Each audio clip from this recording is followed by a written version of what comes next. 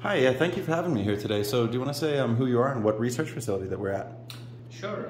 My name is Viban Kumer. I'm a weed scientist here based in Ag Research Center of the facility called, it's one of the ag experiment station with Kansas State University. So basically we have Western Ag Research Centers. There are 4 different centers, and Hayes, or Ag Research Center in Hayes is one of those. Do you also have one in Olathe, Kansas?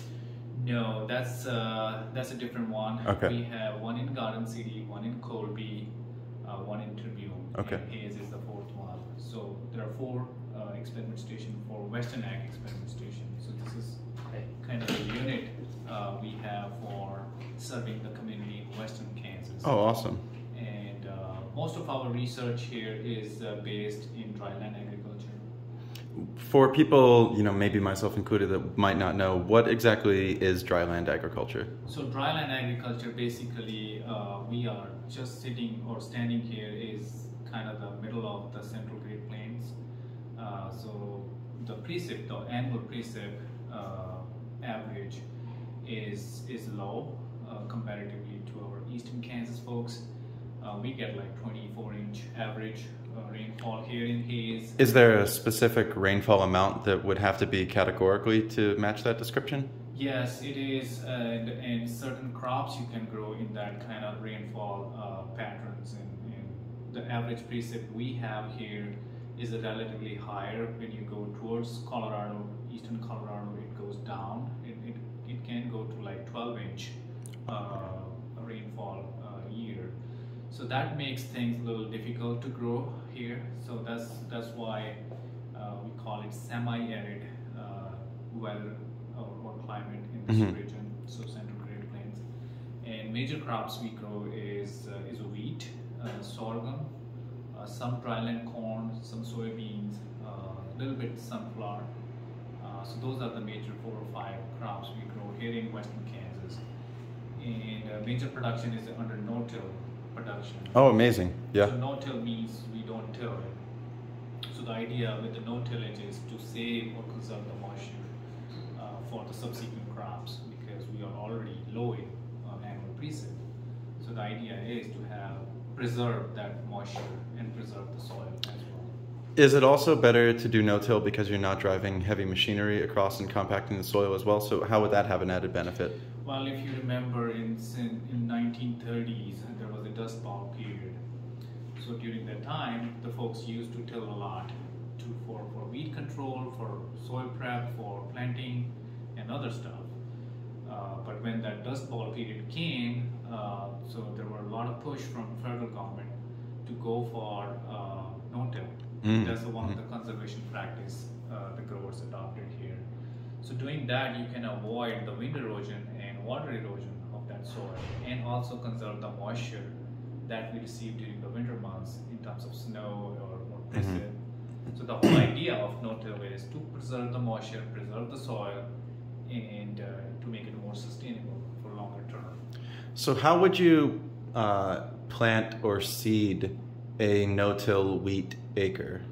So we have specific equipment for that. Since the time the growers have adopted no-tillage, there are no-till drills available, and they've been using those no-till drills to drill the wheat in the fall. So all the wheat we have is a winter wheat, hard winter wheat, hard red winter wheat. Okay, what is, I heard somebody talking about soft wheat and hard wheat and how this region grows some of the best wheat in the world. Right. So could you explain, I guess, the differences of a winter wheat, a summer wheat, the soft, the hard, as much as you know? It's a different groups of wheat, and major production is a hard red wheat or hard red winter wheat. So when you say winter wheat, it's planted in fall, like in September, towards the end of September, and harvest sometime in end of June next year. So that's winter wheat. So majority of wheat we grow in Kansas is winter wheat. Some areas in the northern Great Plains, states like Montana, North Dakota, or even Western Canada, they have spring wheat also. So spring wheat you can plant in March, early spring, and that can be harvested in August or end of August. So there are 2 different types, and within that groups, winter and spring, you have hard and the soft one.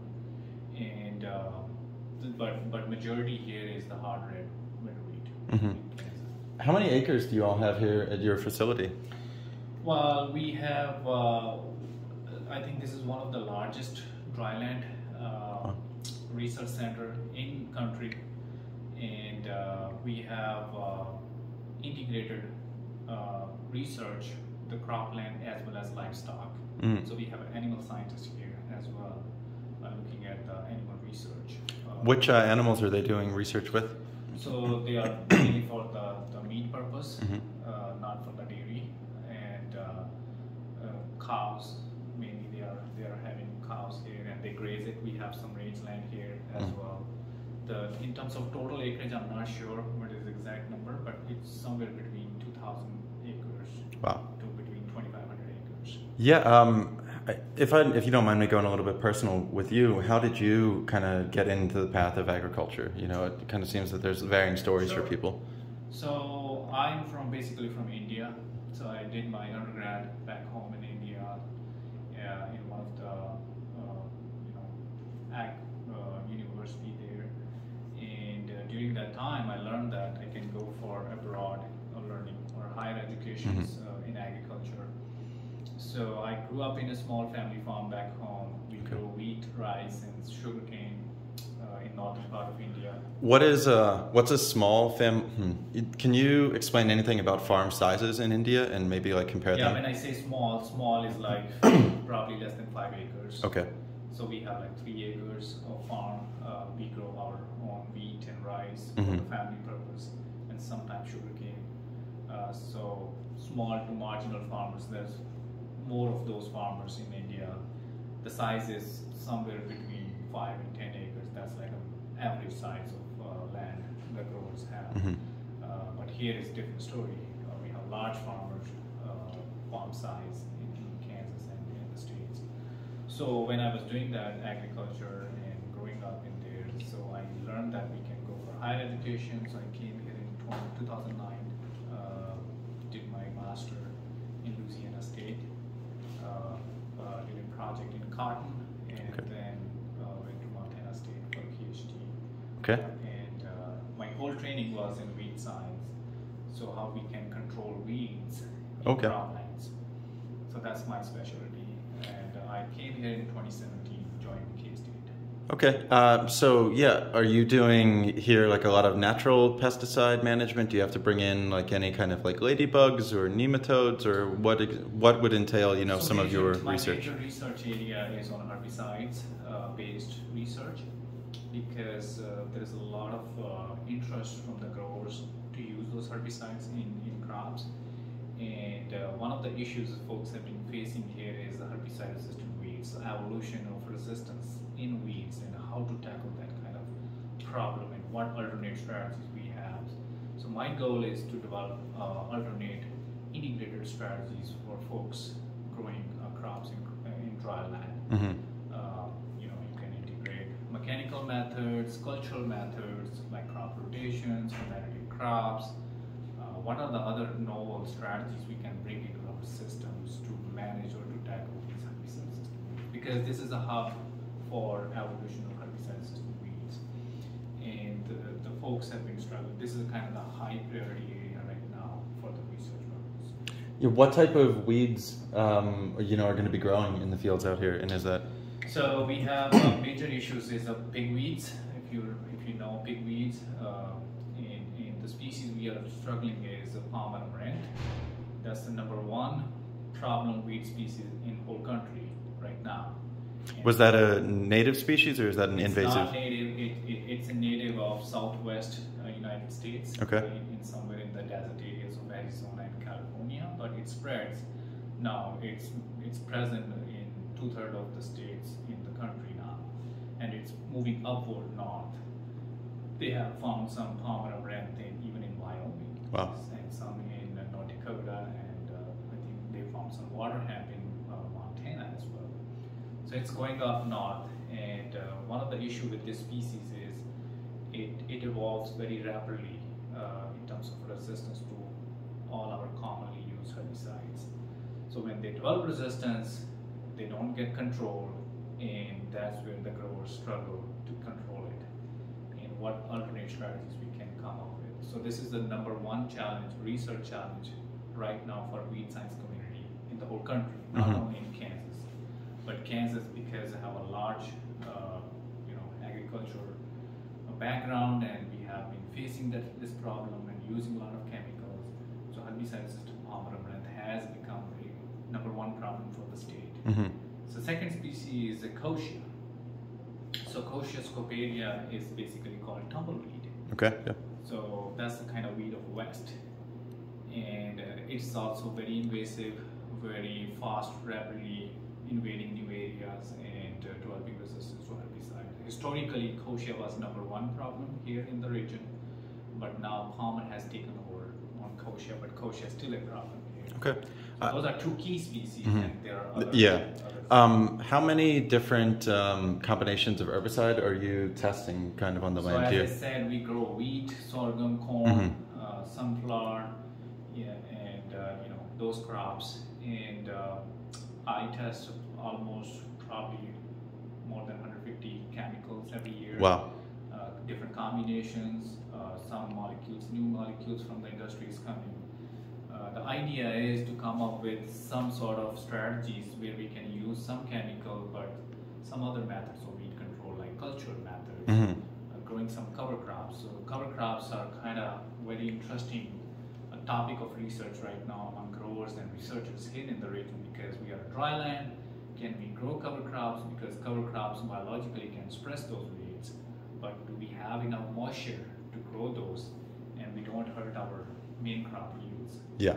So there's a lot of research going on, and some of my graduate students working on how we can integrate cover crops in our systems to suppress those herbicide-resistant weed seed bank and still provide profitable income. Which would be the cover crops for wheat? So when I say wheat, so major rotation you need to understand here is a 3-year rotation. So we have wheat, sorghum, fallow.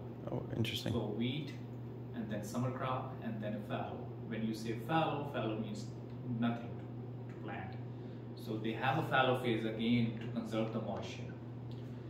So within that 3-year rotations, our ideas are to integrate cover crops during that fallow phase, so that we can cover the ground and we don't allow those weeds to come and become a problem, because that fallow phase is the phase where growers put a lot of chemicals for weed control to keep it clean. Yeah. And if you can grow some cover crops, can suppress those and reduce the herbicide load during that time, we have a win-win situation. So the idea is to plant fall planted cover crops after sorghum harvest. What we can grow here, there's some research going on, like in terms of species wise, what species we can grow, like triticale or oats, or alfalfa also some people use, and some people use it like a mix of those things, and radishes and canola or rapeseeds.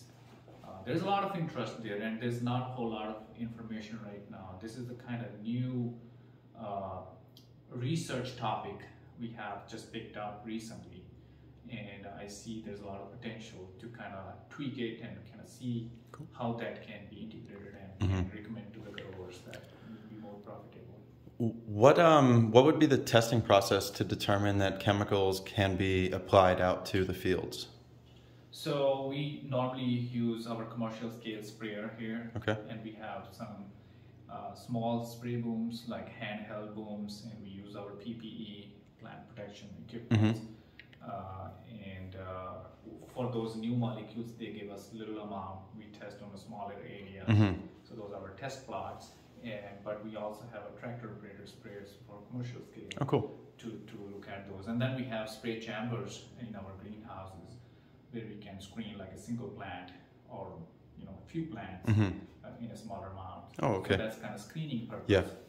And we do screen a lot of those population across the state, across the region, through Central Great Plains, to look at what kind of resistance pattern we are seeing in those population of palmer and kochia, and what is working and what is not working right now, so that we can recommend growers because those are the questions we get. Yeah. What should we do? We have this farmer, we sprayed this, didn't work. What else can we spray? Yeah, I think maybe the only other question that I might have would be, what are some other areas of agricultural innovation, or I mean, technically I would say like reclamation of prior techniques, because no-till. Sure. So yeah, what else excites you in the field, maybe outside of what you're working on? Right. So here I'm one of the program lead for the weed science here. Mm-hmm. We have 6 more scientists here. Oh, cool. Based here. One is a cropping system specialist. So his role is to bring new and alternate crops into the regions, which can grow, which can provide more income and sustainability into the system. And he's also a soil scientist, so he also look into the soil side of it, the nutrients and soil pH and all kind of good stuff. Mm-hmm. Then we have a wheat breeder who works to develop wheat varieties for the region, dryland wheat. Okay. So he's having a quite active program because wheat is kind of major crop. And then we have a sorghum breeder and sorghum and millet breeder here, mm-hmm. developing the lines or the hybrids for sorghum and millets, because millet is also another crop people grow here for forage and a little bit for the grain purpose. I wish I would have planned to be here for longer. Sure. But it's a very big country right. when you're driving across it. Then we have some animal scientists, as I mentioned. We have a rangeland person mm-hmm. here who take care of the rangeland research. And then we have an entomologist who's responsible for all the bugs and insects research. And those are the folks here in Hayes. Then we have folks in Garden City, Tribune, as well as in Colby, and they have some multiple appointments like research and extension. That's awesome. Here is mostly researcher. We are mostly research-based faculties. I heard that there were some people in Western Kansas that were turning wheat into a perennial, or working on it? They are. There's a lot of things going on right now. It used to be all wheat country here, mm-hmm. and they have slowly pushed towards dryland corn also. Okay. And because of the prices and commodity prices, wheat was not doing very well over the last 10 years. So a lot of acreage has turned into dryland corn, and there is a more interest towards those perennials as well as the cover crops. Mm-hmm. Growing some of the cover crops they can use to graze the livestock, because some of the folks in Western Kansas, they have livestock and they need some forage to feed those. So there's interest there for those crops. As I said, the millet and sorghum, forage millet, there's a potential to grow that acreage as well for livestock. And as we are seeing more and more dry land, because our Ogallala Aquifer is kind of drying up, that's the main source of irrigation in the southwest Kansas. So more acreage is going to go under dry land. So we are looking to develop an institute for excellence in dryland agriculture here in Western Kansas that will definitely work on this kind of environment and can collaborate worldwide. Yeah. Well, thank you for taking some time out of your busy day, and I appreciate you letting me come to talk to you. And if you just want to say who you are one more time and what you're working on. Thank you for coming and having a little chit chat. My name is Viban Kumer. I'm a weed scientist with Kansas State University and based in Agriculture Research Center in Hayes.